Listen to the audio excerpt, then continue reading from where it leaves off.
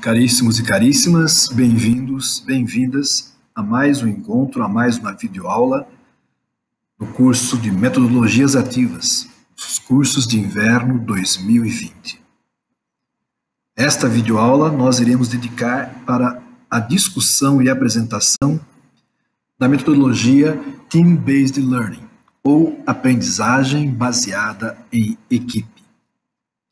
Como nós iremos observar, esta metodologia ela é bastante similar a Peer Instruction, mas é interessante que nós a apresentemos porque ela tem alguns elementos que a distinguem da Peer Instruction.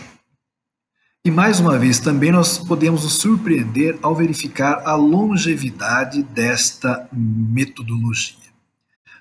A metodologia TBL, Team-Based Learning, ela surgiu na década de 1970.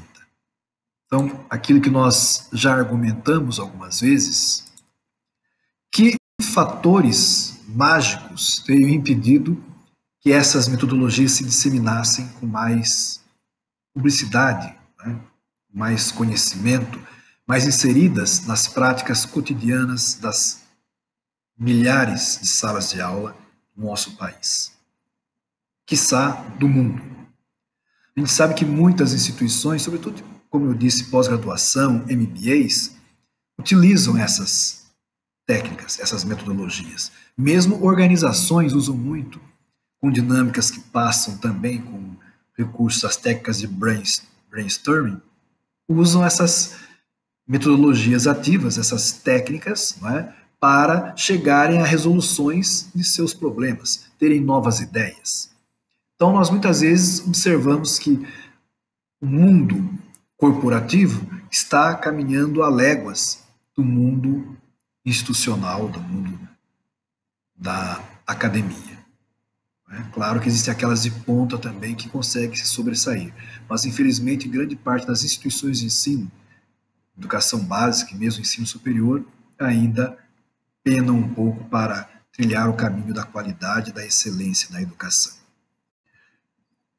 A aprendizagem baseada em equipes, em times, em grupos, né? Team-Based Learning, ela tem as seguintes características, segundo os seus pensadores, Michelson e Sweet. O TBL, né, o Team-Based Learning, vai proporcionar um trabalho em grupo onde o que se destaca é essa possibilidade do estudante, a estudante, expor a sua capacidade de aplicar o conteúdo do curso. Quer dizer, a Team-Based Learning, ela não está preocupada apenas com a aquisição de conteúdos, digamos assim, conceituais, mas também de conteúdos, digamos assim, ou de técnicas, ou de caminhos operacionais. Quer dizer, assimilar sim os conceitos, mas identificar formas de aplicabilidade desses conceitos. Essa é uma grande coisa significativa. Também, mais uma vez, a grande parte do tempo da aula é usada para trabalhos em grupo. Nós começamos a perceber, então, que as metodologias ativas têm muito disso. Já vimos essa característica na sala de aula invertida, estamos encontrando essa característica aqui e vimos que ela também ocorre com aprendizagem por pares. Então, é essa característica principal da metodologia ativa, qualquer que seja ela, né? O protagonismo do estudante, certo? Não que o professor vai abandonar o seu papel, né? Mas ele vai ter uma consciência de que o seu papel não é ser um mero transmissor de conceitos, mas sim de levar as pessoas que estão sob sua responsabilidade dentro de uma instituição, fazer com que elas desenvolvam um pensamento próprio, né? A partir dos conhecimentos que são universais, tá certo? Então essa é uma coisa que deve ficar bastante clara para nós. Também os cursos ministrados, né, com essa metodologia vão envolver várias tarefas de grupos, né? E esses grupos eles têm que ser pensados já no início de uma jornada letiva para melhorar o aprendizado, né, e proporcionar o desenvolvimento dos integrantes das equipes e das próprias equipes, questão inclusive de respeito, de solidariedade, né, de cooperação, são alguns dos valores que essa metodologia também busca desenvolver. Além da questão conceitual, como nós falamos, e operacional, também a questão existencial, porque as metodologias ativas elas sempre se propõem uma contribuição para uma melhor consecução do projeto de vida do estudante, da estudante.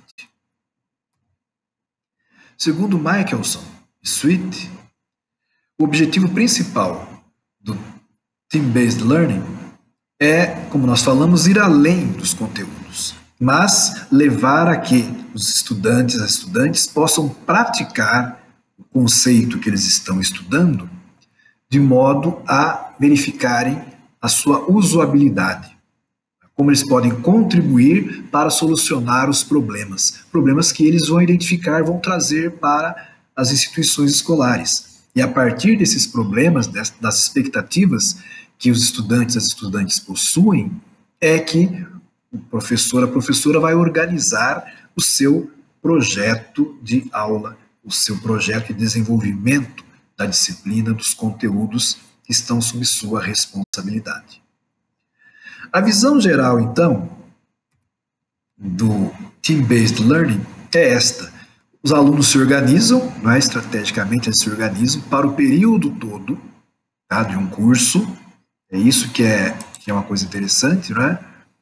E o conteúdo também é organizado em unidades.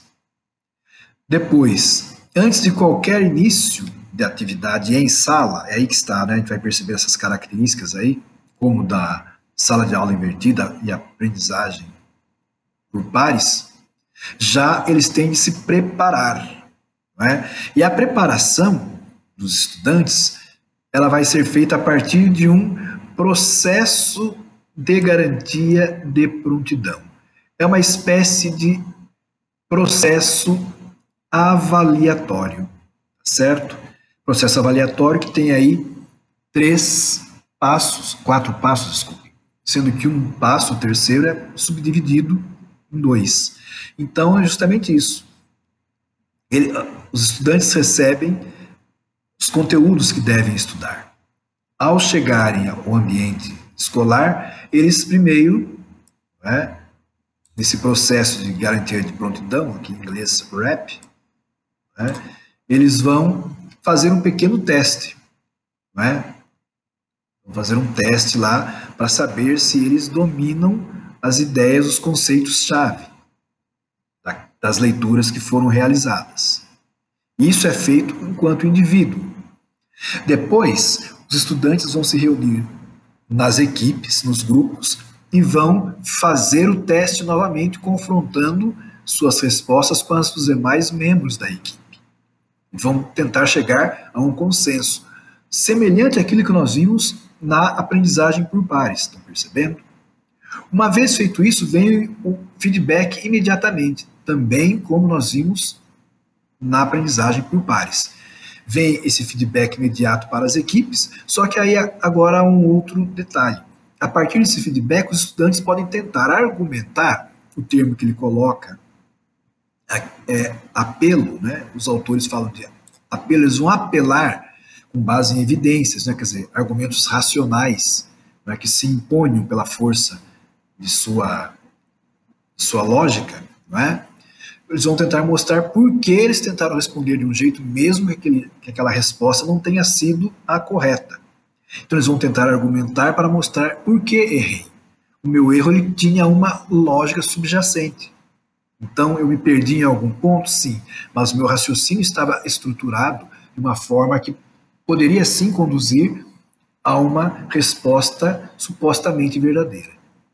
A partir disso, esse processo de avaliação ou de garantia de prontidão se encerra com uma palestra curta, né, em que o professor vai esclarecer o porquê daquelas respostas ou percepções errôneas, né, que se tornaram aparentes durante os testes e os apelos feitos por aqueles que se sentiram, de uma certa forma, lesados.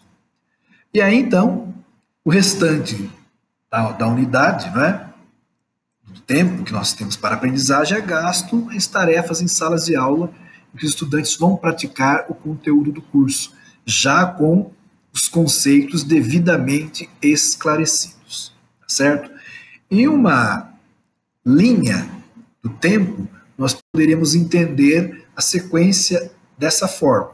A aprendizagem baseada em equipe, né? Ela teria, então, processo de preparação, que é pré-classe, né? Antes da classe, é o estudo individualizado.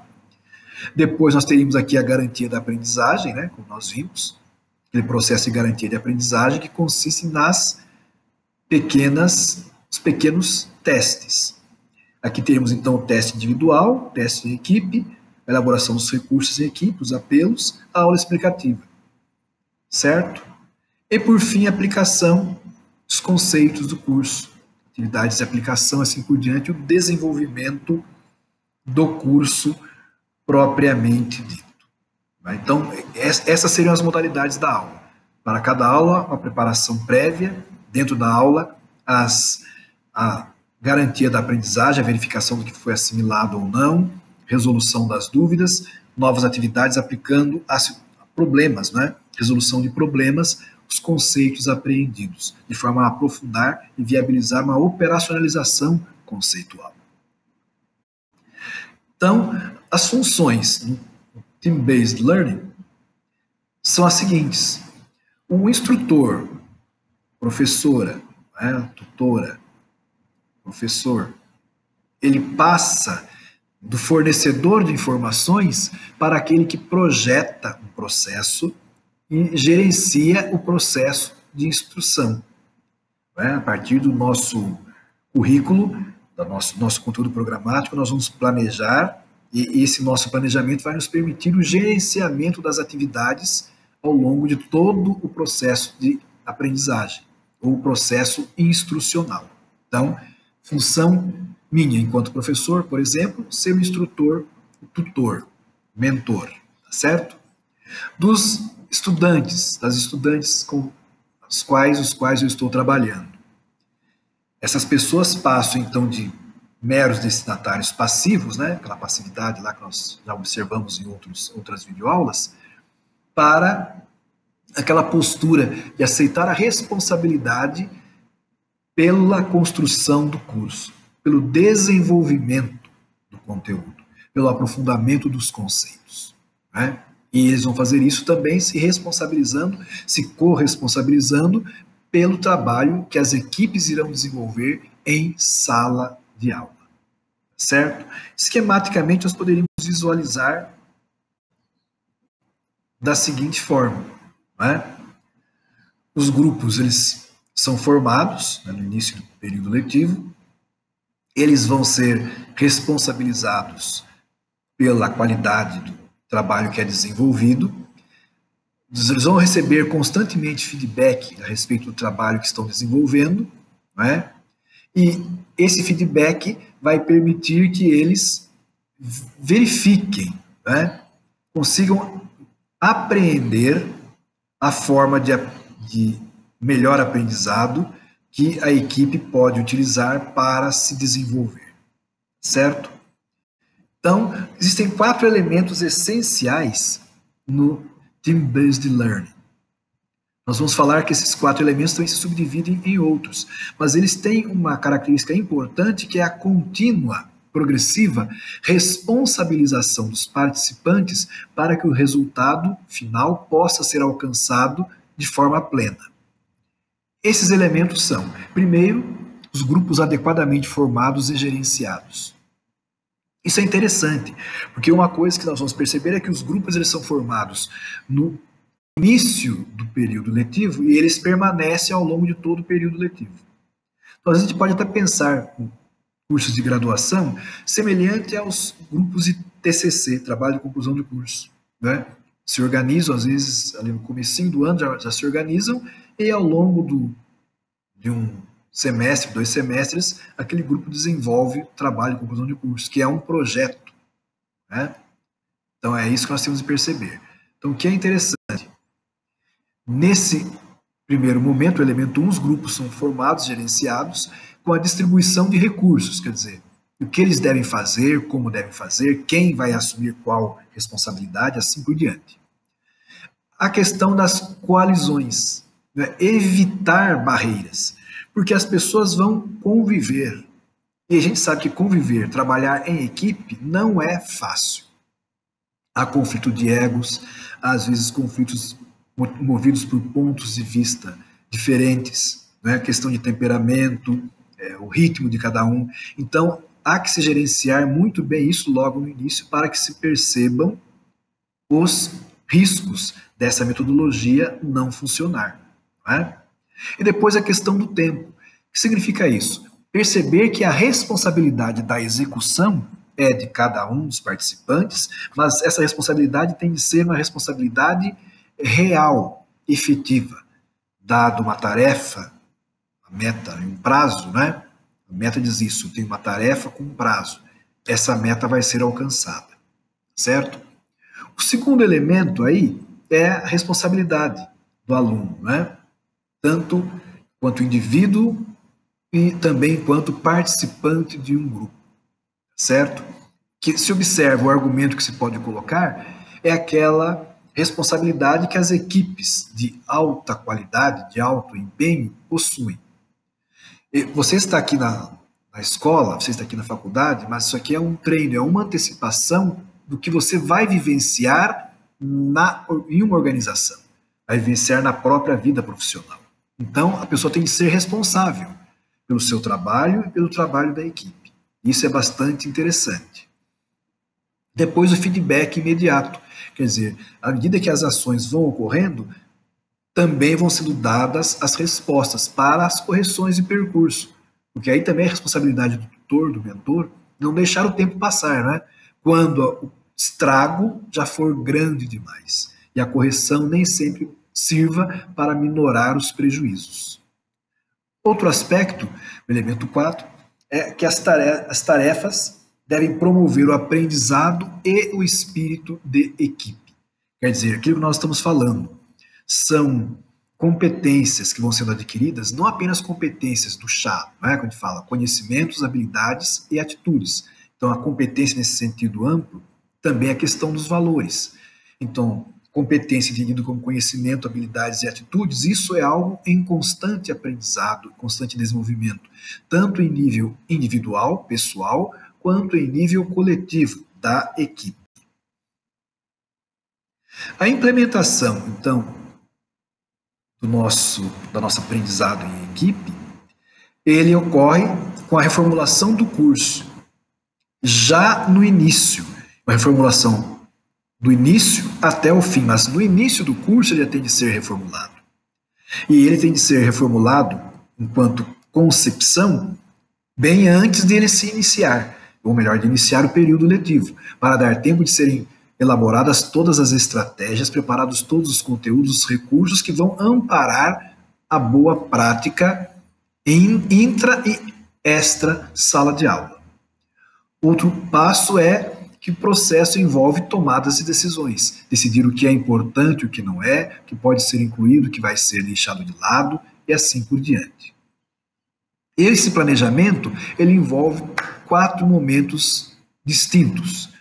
Um desses momentos é o momento antes do início das aulas, como nós falamos, né? A reformulação antes. O segundo momento é focar no primeiro dia de aula, onde devem ser elaborados muitos acordos, sobretudo focando na responsabilidade de cada um. Meu filho, minha filha, é você que vai ter que fazer isso. Você que vai ter de assumir essa tarefa. Certo? Então, o primeiro dia de aula ele é bastante importante para que as pessoas, os participantes dessa metodologia, tenham consciência do que está por vir, para não dizerem que foram pegos de surpresa. Né? A gente tem muito dessas coisas. Depois, planejamento que envolve também a unidade principal de instrução, cada uma delas, cada bloco de conhecimento, cada bloco de conceitos. E também o planejamento para as atividades no momento próximo ao final do curso. Então, antes do início das aulas, aquilo que nós estávamos falando, que deve ser feito? Primeiro, a identificação de objetivos instrucionais, que pode ser chamado de design retroativo. Então, em vez de eu colocar os conteúdos, nós desenvolvermos esses conteúdos, o design retroativo é o seguinte: olhar para trás, né? Para chegar em alguns requisitos, né? Algumas competências, o que é esperado? O que é que lá atrás os estudantes esperam disso? Não que eu espero que eles resolvam, façam, onde eles cheguem a partir disso, não. É lá para trás. O que eles esperam disso?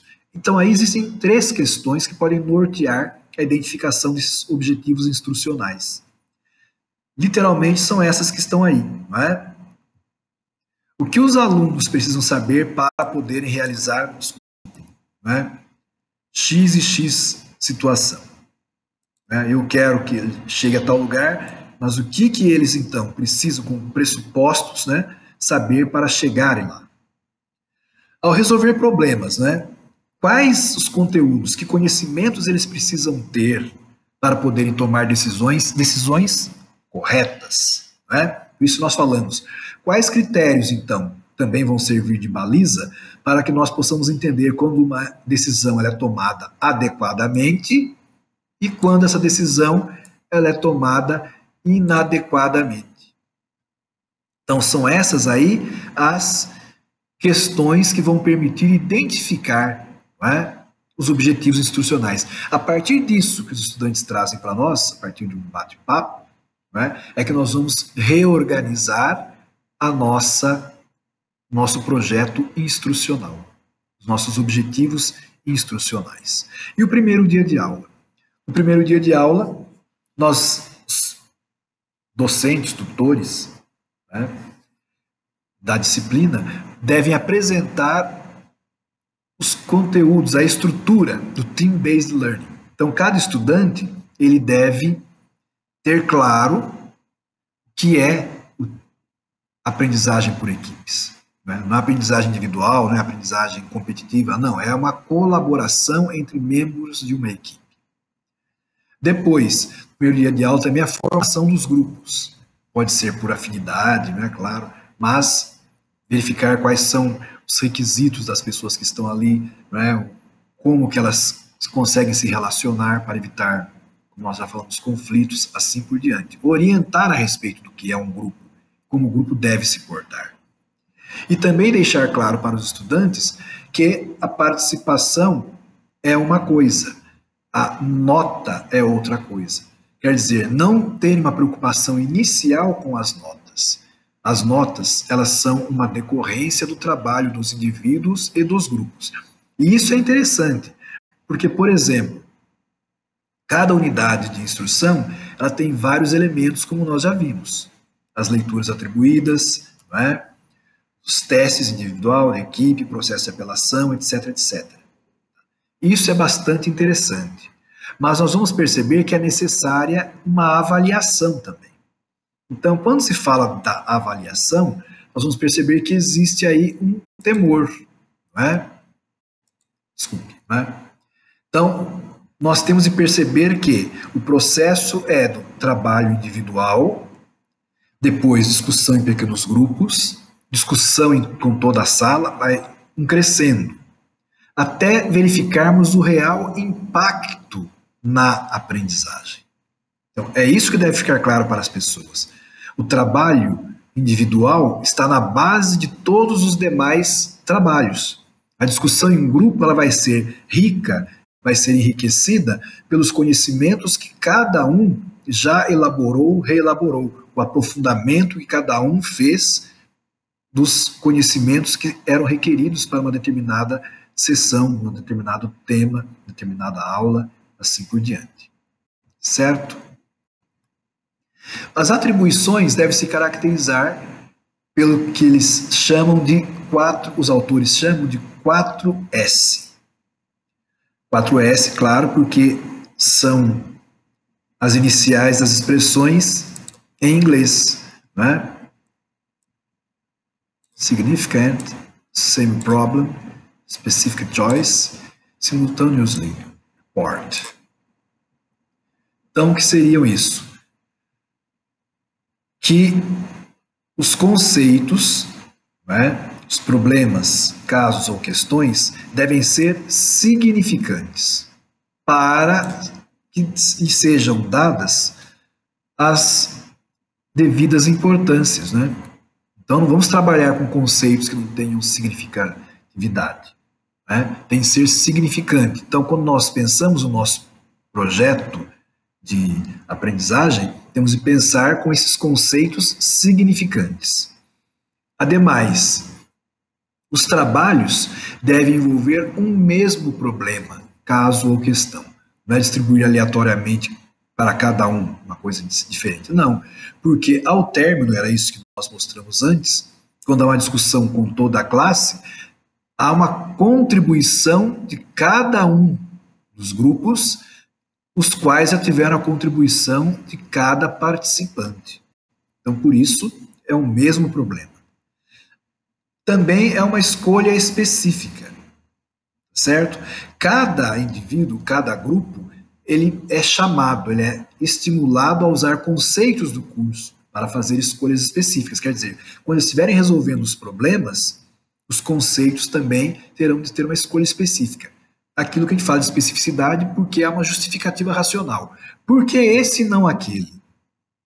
Certo? Sempre, então, um posicionamento do estudante ou da estudante. Por que você escolheu esse passo e não aquele? Por que essa alternativa? Por que essa tomada de decisão e não aquela outra? Por que essa decisão é melhor do que aquela outra? Mesmo que, em princípio, pareça que é pior. Não é? A gente até pode falar aí de outros conceitos da economia, né? Por exemplo, né? Que você às vezes perde aqui para ganhar lá na frente. Não é verdade? Então, tem tudo isso aí. Outro aspecto que a gente vai verificar aqui é relatar simultaneamente. Quer dizer, as pessoas devem, no mesmo momento, mostrarem, né, quando chamados aos fóruns de debate, simultaneamente cada um vai colocar as suas razões de escolha, o que permite justamente uma reelaboração dos conceitos, das próprias escolhas que foram feitas. Você escuta o argumento do outro grupo, fala assim, putz, eu não havia considerado isso. Mesmo o nosso grupo talvez não tivesse levado em consideração esse aspecto. Então, relatar simultaneamente permite esse tipo de amadurecimento das respostas a cada questão que é apresentada, certo? Outro aspecto, já no outro momento, quando próximo do fim dos cursos, aquilo que nós falamos, aí que se reforçar, né, o aprendizado de conteúdos, isso que se espera, né, que os conteúdos foram esses. Então, nós vamos chegar perto do fim do curso mostrando ou aprofundando, reforçando o aprendizado dos conteúdos. Foi isso que nós vamos resgatar e assim por diante. Outro aspecto que a gente vai observar aí é esse. Chegar ao fim do curso, as pessoas devem estar aprendendo o valor de se trabalhar em equipe. Quer dizer, um ajuda o outro. Né? Um mais um é sempre mais do que um menos um. Né? Eu, para ser alguma coisa, tenho que destruir o outro. Né? Mostrar isto. Reconhecer a interação eficaz da equipe. Para que nós conseguimos atingir os objetivos, porque nós formamos uma equipe. Cada qual contribuiu com as suas qualidades, com as suas virtudes, com os seus conhecimentos, com as suas formas de interpretação, de raciocínio sobre os conceitos e os problemas. E também, como existe uma avaliação interna do grupo, feita pelos pares, a gente vai aprendendo a respeito de nós mesmos, né? Como se fosse avaliação 360 graus, não é isso? Eu tenho uma compreensão de mim mesmo que às vezes não é a compreensão que os demais têm. Eu me acho uma pessoa bastante expansiva, amigável, e os outros me acham uma pessoa pedante, intrometida. Então, essas atividades em grupo também permitem que exista, que ocorra esse respeito pelo que os outros são, reconhecimento do que os outros são, um reconhecimento do que os outros pensam de mim e um respeito que eu tenho de ter por mim mesmo, apesar das minhas características nem sempre totalmente positivas. Frente a tudo isso, nós somos colocados diante de algumas reflexões para encerrar esse módulo. Primeira questão é esta. A metodologia Team-Based Learning surgiu em 1970. Lá se vão 50 anos, né? A gente fala, por quais razões essa mesma metodologia não foi implementada expansivamente até os dias atuais? A mesma questão que a gente já colocou para as outras, a gente repete aqui. A gente não vai cansar de ficar repetindo isso, porque é algo interessante. Fala-se muito agora das metodologias ativas, mas elas não são algo recente, né? O Brasil estava sendo tricampeão, né? Acho que é isso, que eu não conheço muito futebol, mas o Brasil estava sendo tricampeão e tínhamos lá a metodologia TBL, né? E até hoje está aí falando de TBL, e muitas pessoas não conhecem, não entendem. Outro aspecto, quais seriam os maiores pontos positivos e também pontos negativos, se existirem, do TBL? E é claro que existem. Um dos pontos negativos que alguns autores apresentam é o fato da avaliação. A avaliação ela tem de ser não rigorosa, ela tem de ser uma avaliação justa, no sentido de que cada indivíduo e o grupo que eles sejam avaliados justamente. Porque tem aquela história que todos já conhecem, né? Em um trabalho em grupo tem um que não quer se esforçar, aquele que é bastante competente, que ele é cioso das suas atividades, ele pensa o quê? Eu vou arrastar o outro nas costas? Eu não, se ele não vai trabalhar, eu também não trabalho. E aí vem aquela frustração, porque ele sabe que é um aluno que pode, uma aluna que pode render A, e ele está rendendo B ou C.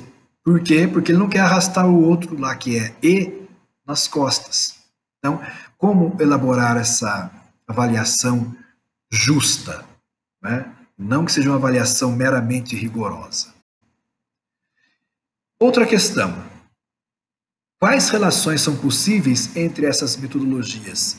Flipped Classroom, né? Sala de aula invertida, Peer Instruction, a instrução por pares, e Team-Based Learning, né?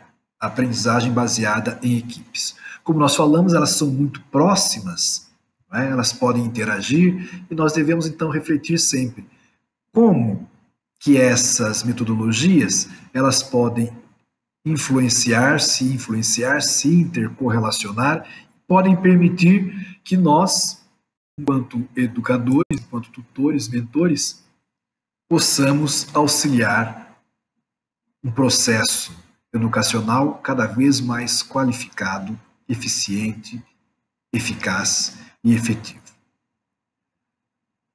Eu agradeço o acompanhamento de vocês até o presente momento e vamos nos encontrar na próximo módulo, aprofundando ainda as metodologias ativas aqui nos cursos de inverno 2020. Aguardo vocês.